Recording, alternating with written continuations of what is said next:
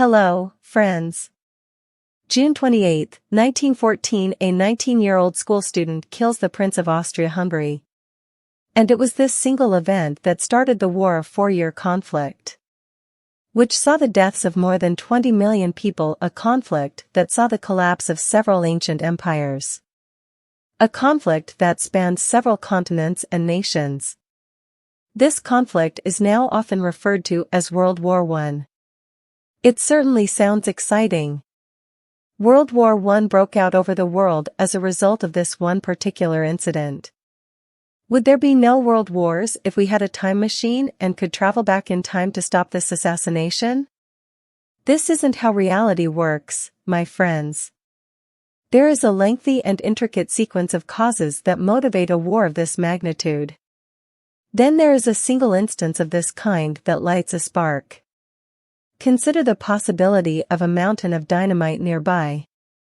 I then use a little matchstick to detonate the entire mountain. However, the subsequent explosion was caused by a mountain of dynamite, not by my matchstick. Let's watch the video today to learn more about World War I. 140,000 men were assembling for the attack in January 1916. On a map, Europe seemed as shown in the year 1914. In the middle, there was an Austro-Hungarian Empire that was considerably larger than the current sizes of Austria and Hungary. Additionally, the German Empire was much larger than modern-day Germany. Poland was not a nation. In Russia, there was the Russian Empire. Turkey, as it is today, was once a part of the Ottoman Empire. In addition to these, there was also France and the United Kingdom. It's fascinating to note, friends, that during the time, monarchy ruled the majority of the European nations. There were kings and queens there. In reality, there were only 3 democracies in Europe, all others were monarchy. Switzerland, San Marino, and France. Eastern European nations including Serbia, Bosnia, Romania, and Bulgaria are referred to as the Balkan countries together. They are crucial to our story, so don't forget about them. Our narrative will start in the year 1878. The Russian Empire and the Ottoman Empire were at war. Both the Ottoman Empire and the Russian Empire supported the Balkan countries' attempts to secede from the Ottoman Empire. The Treaty of Berlin was ratified in 1878 to end the conflict. This agreement granted temporary administrative control of Bosnia-Herzegovina to the Austro-Hungarian Empire. However, the region would formally belong to the Ottoman Empire. However, Bosnia-Herzegovina was annexed by the Austro-Hungarian Empire in October 1908, encroached there. This political parody from back then is fascinating.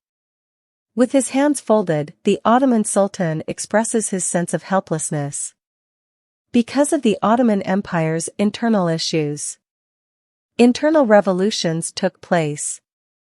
Bulgaria, who was the sovereign state in the middle of the Ottoman Empire at the time, managed to effectively secede from it. The Austrian Emperor Franz Joseph is attempting to snatch Bosnia-Herzegovina, as seen on the left. To steal it, he is tearing it out of the map. For 400 years, Bosnia-Herzegovina was a part of the Ottoman Empire, but instead of gaining freedom, another empire invaded and occupied the area. Obviously, this infuriated the Bosnian populace. They desired liberation.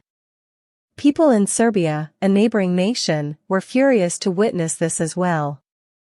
The Bosnians and the Serbs shared more than just a border, they also shared an ancestry.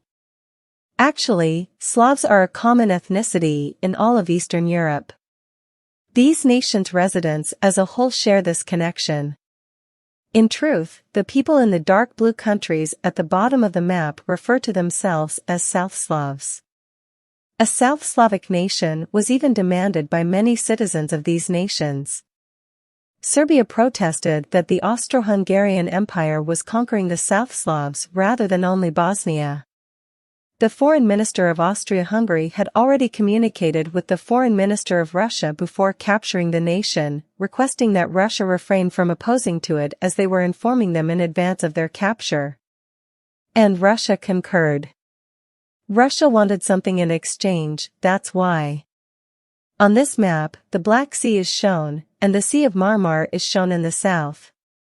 The Bosphorus Strait connects the two, also splitting up Istanbul into two. The Ottoman Empire owned this area. Russia also desired to have this. Russian officials then informed the Austro-Hungarian Empire that they intended to annex the area. So they shouldn't fight against them. Russia, when they seized Bosnia, also remained silent a good amount. However, there was an issue. The issue was that Russia was home to a sizable Slavic population. And a large number of Russians began to oppose the Bosnian invasion.